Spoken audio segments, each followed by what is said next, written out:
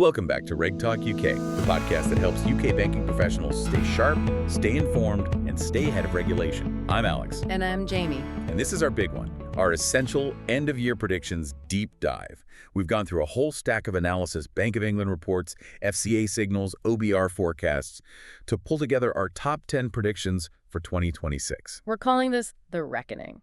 And that's because 2026 really feels like the year where all that strategy talk finally meets a very harsh reality. I think the consensus view feels a bit too comfortable, doesn't it? Yeah. Talk of a mild recovery, falling rates, a bit of breathing room for net interest margins. Exactly. But when you dig into the underlying data, it tells a much darker story. It's all about this convergence of risk. We're looking at sticky inflation, some really acute political volatility, and a huge shift from regulatory embedding to some pretty aggressive enforcement. Absolutely. So this is the year where firms have to prove that their operational resilience, their consumer duty outcomes, that these things aren't just policies on a shelf, but that they're robust under real pressure. We're covering a lot of ground: macro threats, political instability, the AI reckoning, and what we're calling the age of enforcement. Right. And to get you hooked, let's just tease 3 really high-impact predictions that are probably going to shape your board meetings in Q1. Okay, first up, the big macro shock. We think the Bank of England's rate cuts are going to stall out at around 3.5%. That dream of a low-rate era returning, it's dead. And the squeeze on your NIM is far from over. Second, the political side. Brace for an earthquake around the May 2026 local elections. We're predicting a Reform UK surge that could seriously weaken the Labour government's mandate. And that fuels populist policy. I mean, think renewed chatter about windfall taxes, maybe even interest rate caps. And finally, the one that I think keeps everyone up at night, the regulatory threat. We believe 2026 will see the first major consumer duty enforcement fine against a UK retail bank. The FCA is done with warnings. They want a scalp to set a precedent. Okay, let's dive in. Let's start with that fragile macro picture. Prediction 1. Bank rate eases, but not far enough. So the bank rate stalls at, 3.25 to 3.5% by the end of 2026? That's our call. And it's a crucial difference from some of the more optimistic forecasts we saw earlier in the year. So why are we so sure the cuts are going to stop short? What's the evidence? Well, it all points to this persistent upward pressure on prices. Market consensus, the stuff you see in Sonia swaps and what banks like JP Morgan are saying, it's all clustering in that 3.25 to 3.5% range. Right. But the key thing to watch is the MPC's split vote. I mean, even for these tiny cuts they're considering, the vote is tight. Yeah. And that just shows this deep anxiety they have about sticky services inflation. It just won't go away. And that's really the core of it, isn't it? Services inflation is domestic. It's driven by wage growth. It's not like the external energy shock of a few years ago. Exactly. And the critical point for banks is this. That hope of returning to near zero rates is over. This transition phase, where rates are still quite high but falling slowly, is arguably the worst for your net interest margin. You've got this huge wave of fixed-rate mortgages, something like 1.8 million of them, repricing downwards. That just intensifies refinancing competition, which hammers your lending margin, even while your funding costs are only just starting to ease. It's a real double squeeze. So continued margin compression, and I guess subdued mortgage demand as well, because 3.5% is still a pretty big hurdle for a lot of borrowers. It is. And that leads us straight to prediction number 10, which connects the rates to what people are feeling on the high street. UK inflation remains stubbornly above target, averaging around 2.5% in 2026. And the OBR itself is forecasting 2.5%. That 0.5% above the target, it might not sound like a lot, but the consequences are huge. They are. It means real household incomes just stagnate. Or, for some, they continue to fall. So you can forget about a robust economic recovery. The focus is going to shift to containment and, frankly, social stress. Which for a retail bank translates directly into asset quality risk. Immediately. We'd expect arrears cases to start ticking up as real incomes just can't keep pace. And that, of course, ties straight into conduct risk. Because high inflation means savers are getting a real negative return, even with decent rates. And that puts your savings products right under the consumer duty microscope. It's a huge compliance headache, yes. You're under intense scrutiny to prove your savings products offer genuine value when customers are actively losing purchasing power. Okay, speaking of vulnerability in housing, let's hit prediction 8. Mortgage reforms will be a nudge, not a bang. We think the impact on prices will be modest. It's all about supply, isn't it? The supply constraints are still the dominant factor. Exactly. The FCA is trying to increase accessibility, and that's a good thing. They're bringing in reforms for, say, the self-employed or letting people use rental history. Right, trying to serve groups that were previously excluded. But these measures, they don't really touch aggregate demand across the whole market. They're just widening the gate a little bit. And the existing mortgage book is pretty resilient, right? The source data said 99% of post-2014 mortgages are out of arrears, so responsible lending is held up. It has. So we see modest price growth, maybe 2 to 4%, mostly outside of London. But here's the catch for banks. While this does create opportunities for niche products, first-time buyers, later life lending, you have to be cautious. Because you're lending to a higher risk segment by definition. Precisely. And if defaults do start to rise in those specific new cohorts, you have to be able to demonstrate fair outcomes under consumer duty. The regulatory pressure point will be proving you avoided foreseeable harm for those more marginal customers. Okay. From a tough macro environment to an even tougher political one, the uncomfortable bit. Prediction 2, a midterm reckoning for labor. We are forecasting a significant Reform UK surge in the May 2026 local elections. And look, this isn't a partisan point. This is just reading the political precedent. Polling from YouGov shows Reform UK leading Labour in some key areas, and Labour's government approval rating is at a pretty dire -57. Which mirrors where the Conservatives were just before the 2024 wipeout. It does. And we've already seen Reform overturn huge Labour majorities in recent by-elections. Okay, but let me play devil's advocate.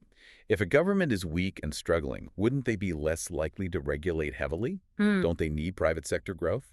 Why should banks be worried? Because political instability is the perfect fuel for regulatory uncertainty. And, crucially, for populist policy.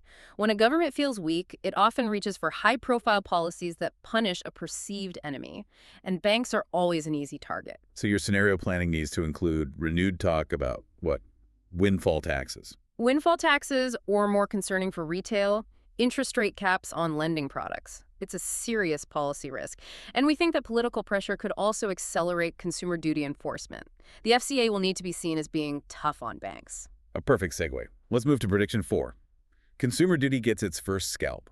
We think the first major enforcement action against a UK retail bank lands in 2026. The message here couldn't be clearer.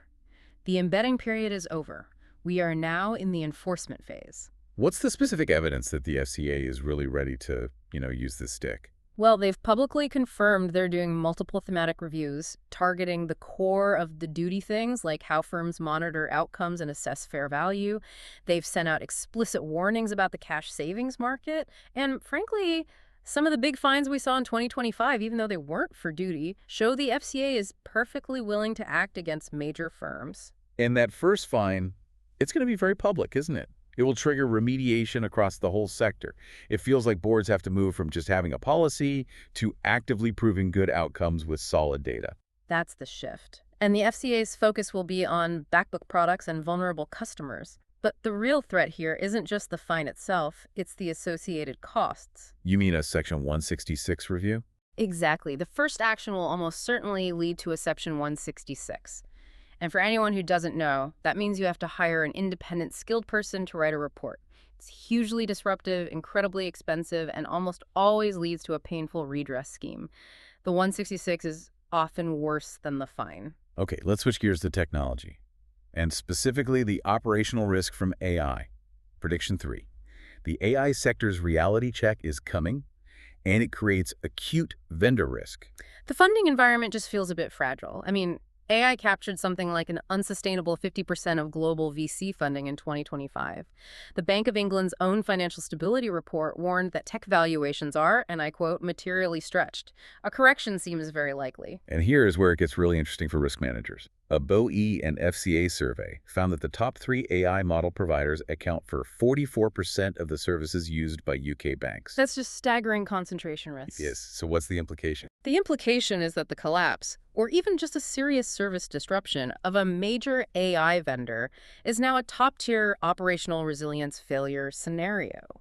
You're facing stranded costs, disrupted processes, and a direct link to cyber risk. This brings the critical third parties, the CTP regime, right into play. If you're finding this useful, don't forget to follow RegTalkUK on Spotify or subscribe on YouTube. It really helps us reach more banking professionals like you. Now let's pair that AI vendor risk with prediction 7, because they are two sides of the same coin. The inevitable cyber incident. We believe a significant incident, probably AI-assisted, is highly probable in 2026. The NCSC data is pretty stark on this. They've reported a 130% year-on-year increase in nationally significant incidents. They've basically said it's a matter of when, not if. And we have a precedent. The Dragon Force ransomware attack, which hit a supply chain, had a $300 million impact and caused 46 days of disruption for the firms involved. That's the benchmark now. That £300 million figure is just eye-watering. Where do those costs come from? Is it mainly redress or operational downtime? It's a mix of everything. Immediate cost to fix the problem, loss of business while you're down, and then the customer redress and potential regulatory fines on top. This is the live fire test for your important business services tolerances. And failures in how you prepare and respond will trigger direct accountability under the senior manager's regime. Specifically for the SMF-24 for operations. Yes. The board is on the hook. The focus has to shift from just having a plan to proving you can actually execute it under extreme pressure. Right. Let's talk about the asset class that's always on the horizon. Prediction 6.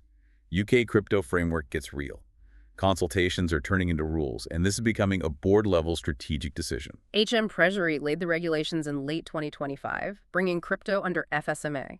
The FCA has published consultation papers that close in February 2026. This isn't theoretical anymore. The clock is ticking. The clock is absolutely ticking. Regulatory clarity forces a decision in 2026.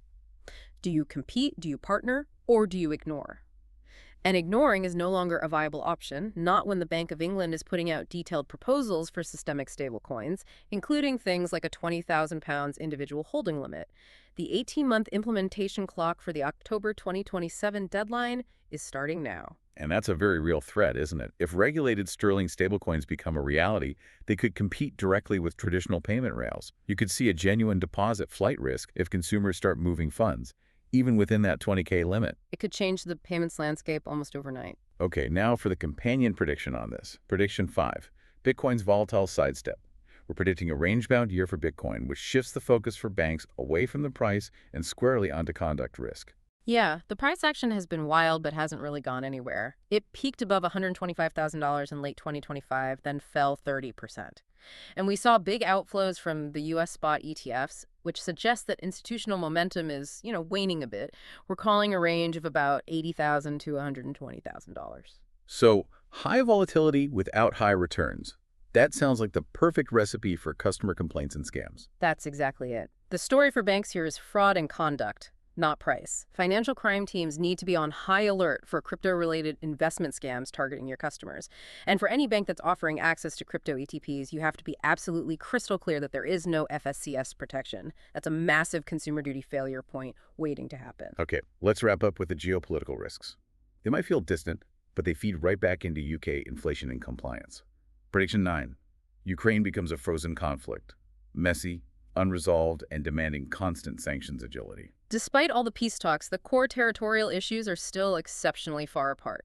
Putin rejected a ceasefire. All the expert analysis points to a prolonged period of uncertainty. And a frozen conflict is a compliance nightmare because the rules are never static. They're not. Sanctions will be partially modified, selectively lifted, not cleanly removed. This constant state of flux requires really sophisticated systems and genuine agility from your financial crime teams. On the flip side, a fragile peace does create some niche lending opportunities for firms involved in Ukraine's reconstruction. And finally, the tail risk from Prediction 10. Iran on the brink. An internal crisis is definitely brewing there. We saw massive protests after the currency collapsed. For UK banking, the primary threat is through global oil prices. Any major disruption in that region would cause severe energy price volatility, which feeds straight back into UK inflation and makes everything else worse. And demands heightened vigilance on sanctions evasion, I assume? Absolutely. As Iran gets more desperate economically, the attempts at sophisticated evasion will only increase. That leads us very neatly into our special segment for this deep dive. We're calling it the 2026 Operational Headaches Nobody is Staffed For. This is a rapid-fire briefing for every COO, head of risk, and compliance director listening. Okay, 5 quick points on the hard operational reality. Go. 1. Basel 3.1 compression. The PRA's delay actually shortened the transitional runway from 4 years down to 3. Your implementation teams need resourcing for that January 2027 deadline now, not next year. Good. Industrialized deepfake fraud. Your traditional voice authentication is becoming obsolete. AI can clone a voice convincingly in seconds. You need to be urgently deploying liveness detection and behavioral biometrics to keep your system secure. 3. Frozen conflict sanctions agility. Your compliance systems need to be flexible enough to handle complex, partially lifted sanctions. Binary on-off logic just won't cut it anymore. 4. Critical AI vendor failure. That 44% concentration risk we talked about, it means you need to be running board-level tabletop exercises for a vendor collapse now to test your contingency plans under the Op Resilience framework. And finally, number 5. Crypto compliance build.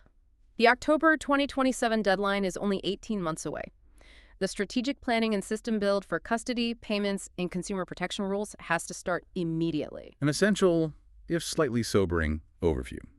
Let's try and summarize the key themes for 2026. What are the big takeaways? I think the first theme is just the slog. Macro stability is fragile. Inflation at 2.5%, rates stalling at 3.5%. That's the new reality. It's going to squeeze NMM and put consumer asset quality under pressure all year. The second is what you call the threat convergence. AI risk and third-party risk are creating the perfect conditions for that inevitable cyber incident.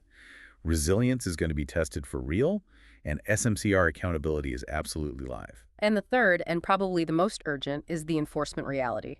The FCA is moving from embedding to enforcing. That first big consumer duty fine is highly probable, and it will set the standard for the entire sector on fair value and outcomes monitoring. So 2026 really is the year where risk committees are going to be tested more than strategy committees. Yeah. If you only do 3 things in Q1 to prepare, what should they be? Okay, 3 concrete actions. First, stress test your NIM scenarios. Run them across 3.0, 3.5, and 4.0% rate environments, and immediately refresh your deposit pricing strategy to manage that margin compression while also meeting fair value rules. Second. Run a board-level tabletop exercise for a critical third-party AI vendor failure. Use that 44% concentration risk figure as your trigger. It will expose your contingency gaps very, very quickly. And the third and final action. Commission an independent health check of your consumer duty outcomes monitoring framework. You need to be sure your data is robust and validated because it will come under intense FCA scrutiny, especially on your backup products. That's all from us this week. Thanks for listening to RegTalkUK. Until next time, stay sharp and stay compliant.